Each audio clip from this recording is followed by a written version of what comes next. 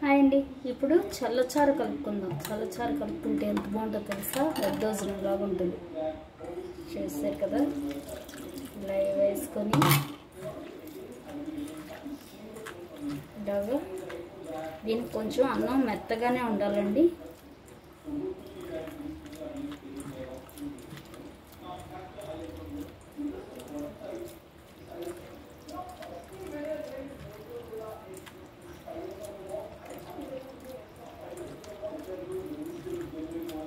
చూసారు కదా, ఇలా కలుపుకొని మనకి టెంపుల్లో పెడతారు చూసారా, దద్దోజనం సూపర్ ఉంటుంది. వాసన చూసి మంచి గుమగుమలాడుతుంది. మన ఇంగు కూడా బాగా వేస్తాం కాబట్టి. చూసారు కదా, కర్డ్ రైస్ రెడీ. దద్దోజనం, కర్డ్ రైస్ కాదు, దద్దోజనం. చూసారా, మన గుళ్ళల్లో ఇలాగే పెడతారు కదా. చూడండి, చక్కగా మిరపకాయలు అన్నీ వేసి తింటే సూపర్ ఉంటుంది. ట్రై చేయండి, సూపర్ ఉంటుంది.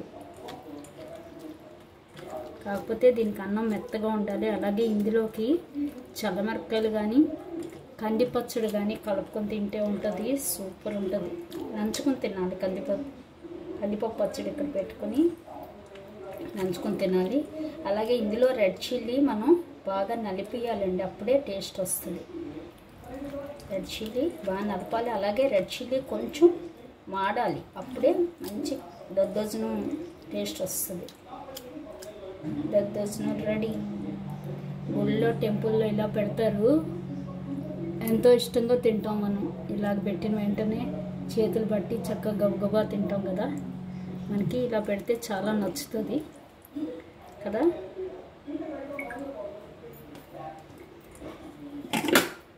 కొంచెం కలుపుకుందాం, అప్పుడే టేస్ట్ సూపర్ ఉంటుంది.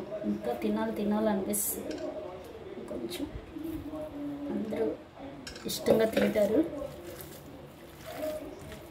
గట్టి కావాలంటే గట్టి కలుపుకోవచ్చండి.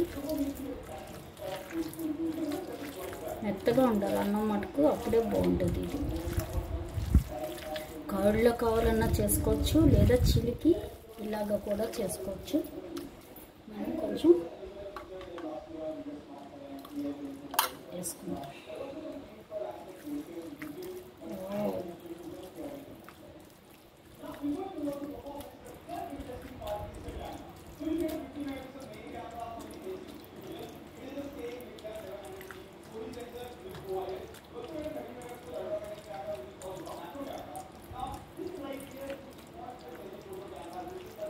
టెంపుల్స్లో పెడతారు కదా దద్దోజనం. ఇంతేనండి దద్దోజనం చేయడం.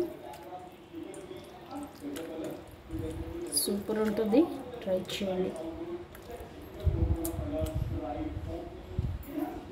అందరూ తినండి, సూపర్.